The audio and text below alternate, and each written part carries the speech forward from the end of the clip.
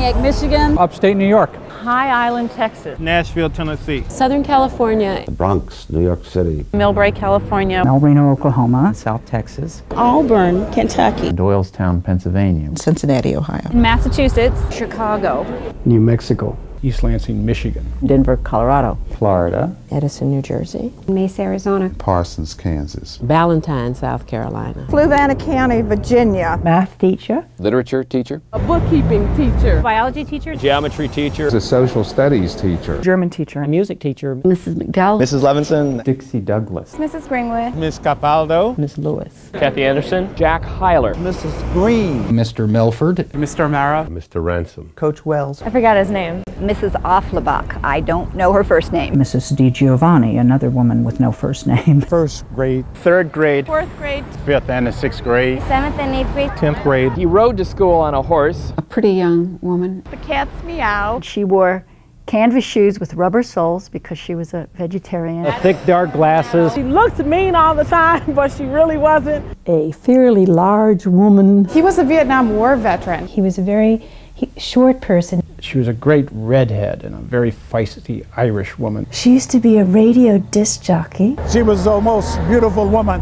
that I had ever seen. I had a lot of really good teachers. Many teachers. I can't name them all. I remember them all. Oh yes, I thank them all. Teachers that I know, that I see working in all kinds of schools, in the inner city, in suburbs, in rural places, all over the country, are working very hard. They're knowledgeable, deeply caring individuals who, go into teaching and with a sense of mission and a sense of, wanting to make a difference in the world. Everyone I know is working real hard. 40 hours is nothing. It's the 50 hours and the 60 hours. It's the weekend work. It's the grading papers at night. It's the cutting out of the turkeys for the Thanksgiving festival. That keeps teachers very, very busy. We may have computers. We may not have blackboards like we did. We may not have desks and rows. But I think one thing that will always be there is the power of the human teacher. The person who's going to take the time to interact with you, to make sure that you understand what's going on, to encourage you, to goad you, to do whatever it is necessary to get you to learn and to move forward. So I think teachers not only have been, will continue to be a critical player in the whole teaching learning process. She always made you smile and feel that you were worth something. She made me feel like a person, someone that counted. And it wasn't my, incredible intellect. It was the teacher. It was Mr. Franksman. He had, by his love and understanding and enthusiasm, he had inspired this in all of us. He had such high standards, and he improved my standards. She spent many days after school where we would sit and work, and she would go over the things which we had covered in the classroom. I wasn't even necessarily interested in the subject, but it was just the force of his intensity and interest in the subject that inspired me to do well. No one had ever said, "What's important to you? What's your experience in life?" And he was the first to do that. You want to do writing, you want to do speaking, do something like that. And I kept saying, no, engineering's really where I want to go. Of course she was right. She knew me better than I knew myself. She had an uncanny sense to know what the potential was in each person. And she would force you to stretch toward that potential. The answer to the question is, do you need somebody to help scaffold for you to get through life? Do you need an adult mentor or a knowledgeable other to learn your way in the world? Do you need somebody to help you figure out what's important and what's not, what's essence and what's accident? If the answer is you don't need any of those people, then you don't need teachers. If the answer, on the other hand, is some caring adult or older person can help you learn your world, learn the values associated with that world, learn how to interpret that world, model problem solving and social behavior for you. If you believe that's important, as I think it's crucial in raising children and young adults, then teachers are going to always be necessary. Experience has taught us that that contact between the person called the teacher and the student is absolutely critical to the learning teaching process. You can have a computer or another form of technology, and that technology can maybe, if you keep punching the right keys, you'll come up with the right answer. but does it explain to you or explain to me why that answer is right or wrong? Is there anyone there to encourage me if I'm failing? Is there anyone there to praise me if I'm doing well? You need that slight look over the glasses. You need the warm touch on the shoulder, the teacher who tells a student who's just drawn something, you might be an artist, because by golly, that might be the impetus for that child being an artist. Or as a teacher did in my youth, to say, you write really well. I think you're a writer.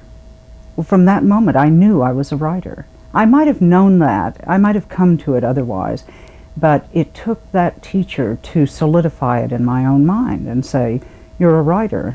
Oh, I had an identity. He stopped me after a hard days of practice and looked me, right square in the eyes and said, I'm proud of you, son. And that made such a difference to me just for the rest of the season and even today. And she reached out to this little minority community and made us all think we could go out and conquer the world. I had a chip on my shoulder. I had lots of things to go through. 8th grade is tough. We're talking 14 years old, hard time of life. But this man saw something in me, and he believed in me.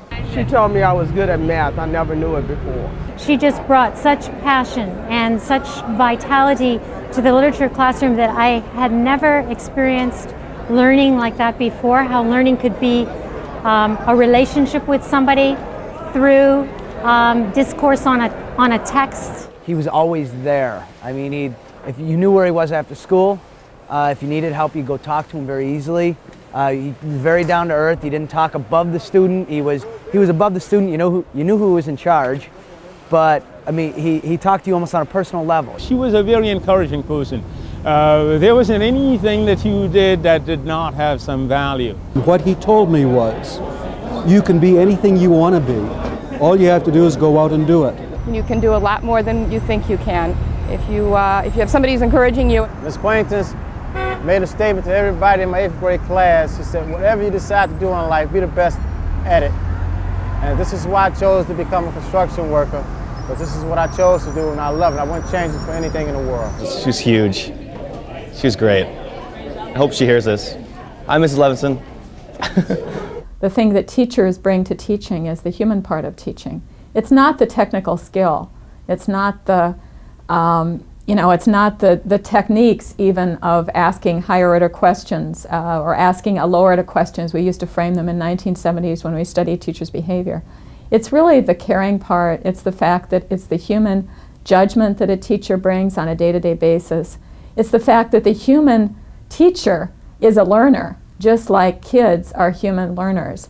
I happen to believe, and it may be defensive, because I've been at this a long time and I may not, I feel a little bit like a dinosaur. I want to maintain the face-to-face, the sense of presence, the sense of, I don't think you have a dialogue by email or internet. I think dialogue is, you have to look in somebody's eyes. You have to communicate to the kid the way good teachers do. The feeling that you also are in search of answers and that it's fun to look for answers. It's fun not to know. It's fun to look up things. It's fun to say, scratch your head and say, I got to find that out. You got to be there to do that. Teachers are critical. Teachers are the lens through which the curriculum is viewed or becomes visible to the students. Teachers are the lens through which interpretations of the society, interpretations of the culture, interpretations of the world are filtered for the students in the classroom. Well, the whole ending point of education is in classrooms where teachers confront students, and that's the ultimate point that learning takes place. And if that connection isn't right, the rest of the system is really overhead to support that connection and the learning and interaction at the teacher level. I regard teachers as the most important people in any community, indeed in any state whatsoever, in the world, because they are the unacknowledged legislators of the world. They make the rules by which the children will eventually live.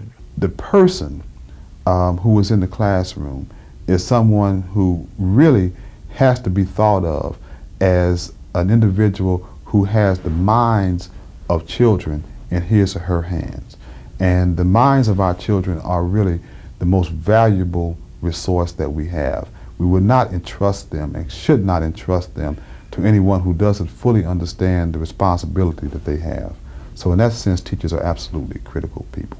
That's why teachers need to be paid a whole lot more than they're being paid, because they serve so many functions as a medical advisor and advice to the lovelorn and the forlorn, and nurses and doctors and priests and confidants. The teachers are in some respects the diaries of children. And she was somebody who I could talk to. She listened to me. She helped me with whatever I needed. She listened. She never told me what to do or how to do it. She just listened. She was that shoulder for me to cry on, to lean on, and I always felt that after I aired it, things must be okay and the world is a better place. She was always there when you'd see her in the hall. She'd come and greet you, you know, give you a hug, whatever she had to do just to make you feel good. She took them under her wing like they were her own children. Anytime you needed anything, you could just go talk to her. She was great. She had the same expectations for everyone. No slacking off, no joking around, no playing. It was all business in her class. And if you came to her class, you had to take care of your business. And she was so present with you every moment in the classroom that you had to stay present to yourself and to your work, or she had you. I do believe he saw more in me than I maybe had pictured for myself. He presented questions that weren't presented necessarily at home. I mean, your parents work very hard and they promote education and they want you to do well. But it's the teacher that has you for a longer period of time that will raise the issue, well, what do you want to be? Do you want to be a lawyer? Do you want to be a doctor? Or what does that mean? What do you need to do to get from point A to point B? I'm an accountant because of her. Just got me reading things I would have never ever picked up by myself. Found out I enjoyed them and really got me interested in just, you know, reading all my life. I think what I got from this teacher and from other teachers in my life wasn't so much an ability to earn huge amounts of money, but an ability to do what I want to do in life and be centered and feel good about what I am doing. And he developed an awakening in me that I had an ability to learn languages, which I never knew of. He was my Spanish teacher. So I'm an excellent speller, thanks to her. I have excellent writing and communication skills, thanks to her extra effort of telling me to always apply myself to the fullest. I think with his encouragement, it was my writing had improved to a degree that I was able to get into law school, and now I'm the counsel to the House Commerce Committee. Even today in business, a lot of what I learned in that class helps me write well. I've been successful in life, and I owe a lot of that success to the fact that somebody took an interest in me during my formative years. I don't think a lot of teachers realize how much of a difference they make. Seems to me the issue for teachers is to stand up straight and tall and say, if you think you can do this job better, then come do it. But I don't think you can. It's tough work. And a lot of people who are criticizing us don't know how tough it is. Basically, people are informed by the media as to what's going on in schools, and that's a litany of violence and drugs and sensational events. And it basically comes off of TV news and media. Therefore, their image of the schools and the teachers is a highly skewed, highly misinformed image. So you have to take pride as teachers within yourselves to say, I know what's going on here, I know our school isn't violent and a mess, and I know that I'm out here every day making a difference with kids. So that the general public understands, maybe from the inside, what it is to do, to work in a school, what it is to be responsible for the learning of 30 kids day after day, and what it is to have that emotional involvement with children, you know, day after day for a period of years. I think we need to present that story in compelling ways to the general public. I think teachers today are doing as good a job as teachers have ever done. Student performance, despite a lot of myths to the contrary, student performance has been about the same since 1971. it's been very stable for most groups. Actually, it's been increasing for African American and Hispanic students. But to say that there's a crisis, that we're teaching much worse than we did in the past, is simply not accurate. Teachers have done remarkably well because there is no decrement. Children today are doing as well as their parents and grandparents seem to have done. In fact, one could even make the case they're probably doing a little better in aggregate. The general public doesn't understand that these teachers are doing a terrific job under, sometimes, often, very difficult conditions. I think that there are a lot of people in other parts of the world, kids, children, youth, that would love to have the kinds of access to education that we have in our country. As much as we, are critical of it, or people are critical of it, we do, I think, still have the best educational system in the world, bar none. We as a public must be supportive of our teachers so they can do their jobs. I think that is the most distressing thing about being in any professional situation, when you realize you are given a job to do and you must do that in a vacuum without support. We have to let teachers know that we're interested in what they're doing.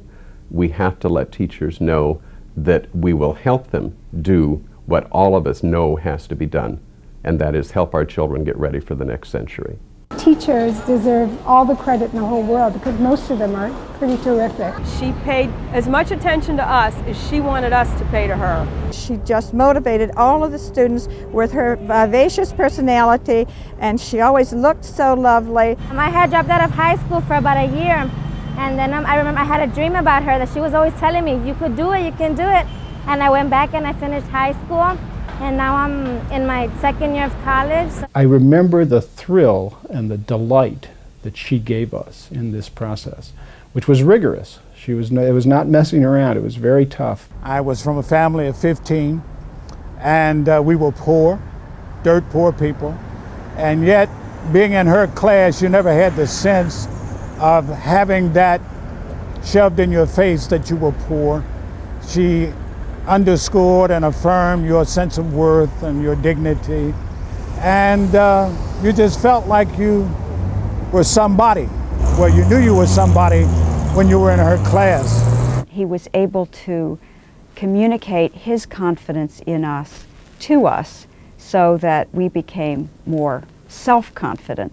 They allowed me to be able to be myself and to not allow any barriers to stop me from doing what I wanted to accomplish. He always made you feel like you were really, really important, even if you were being a pest and you knew you were being a pest. He was really the first person that helped me understand that there were things about me that were unusual, but that was good. Teachers do a lot more for you than what it says on the grade card. Civilization is a race between education and catastrophe. And if we understand by education that what it should be about is love, to live as if to live and love were one.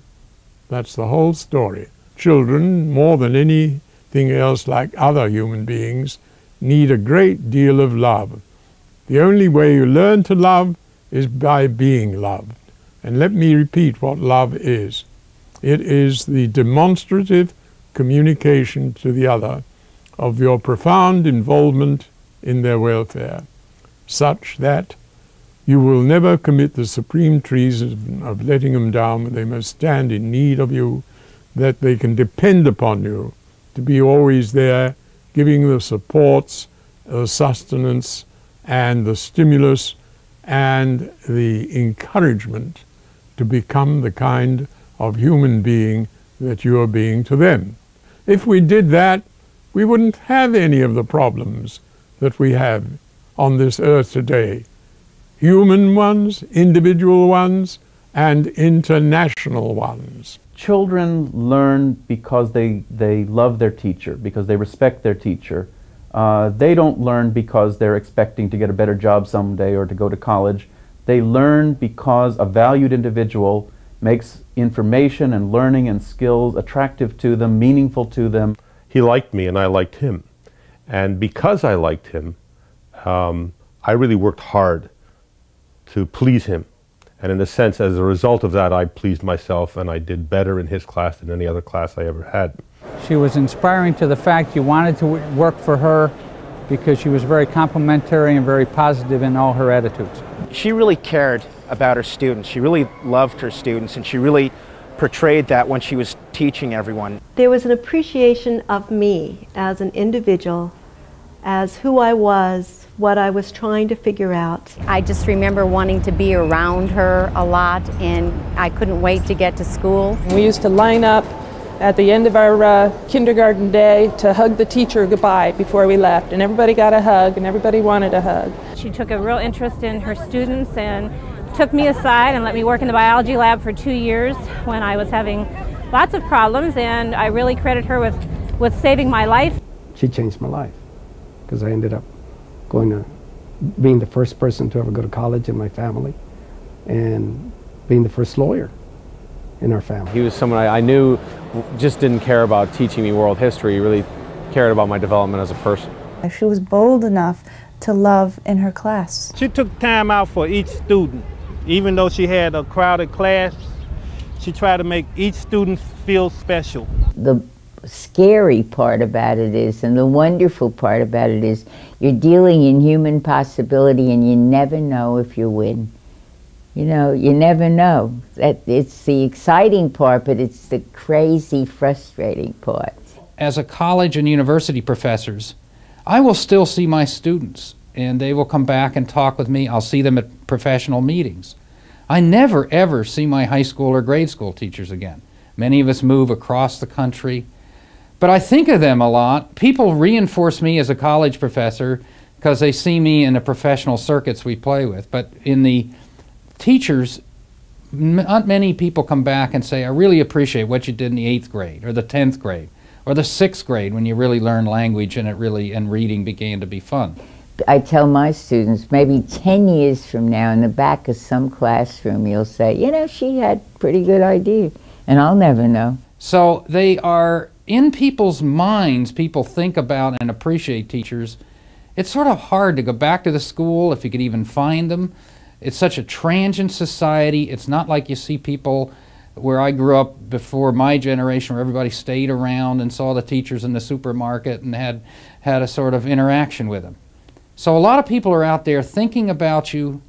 They really respect and remember what you did. You just don't hear it. If a person wants to do something that is lasting, I think being a teacher is one of those occupations that can really do that, give you an odd immortality, because if you can connect with a student, and you know, a lot of students, they're going to remember you, and they're going to remember the lessons you gave them, and they'll apply them, and oddly enough, they'll apply them to their own children, and you just sort of go down through the generations that way.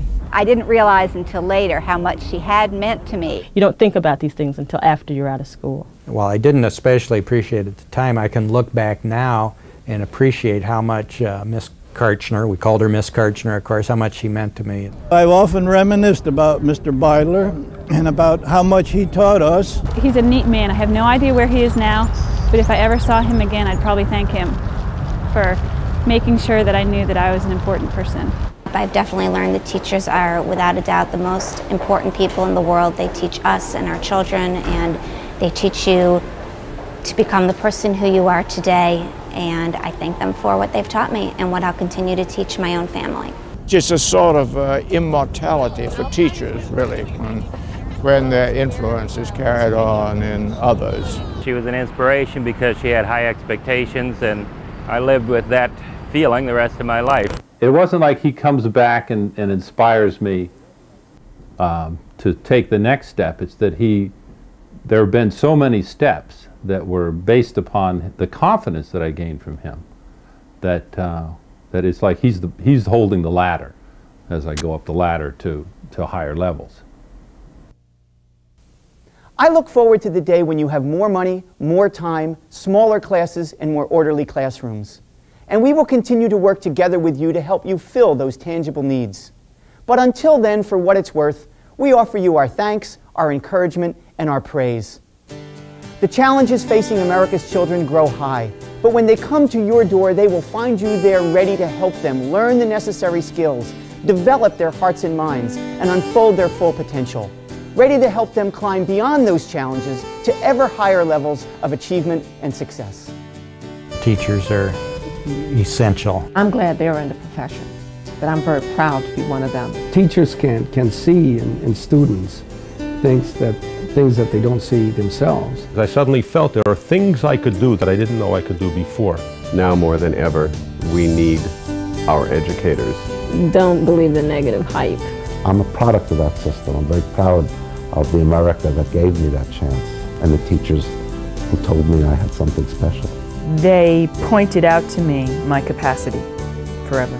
To say that we're going to be able to do better than a talented teacher, working with a group of children, I just don't think is ever going to happen. A loving, sensitive, caring teacher can make all the difference in the world. And I think if you interview 1,000 people here, they will all have a memory of a teacher who was there when they needed it. I keep feeling that even this day I might run into her. But I think one thing that will always be there is the power of the human teacher.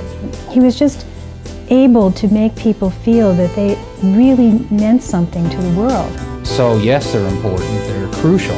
I always wanted to be just like her. He changed my life forever. He'll be in my heart forever. Teachers are the greatest. Yay, teachers!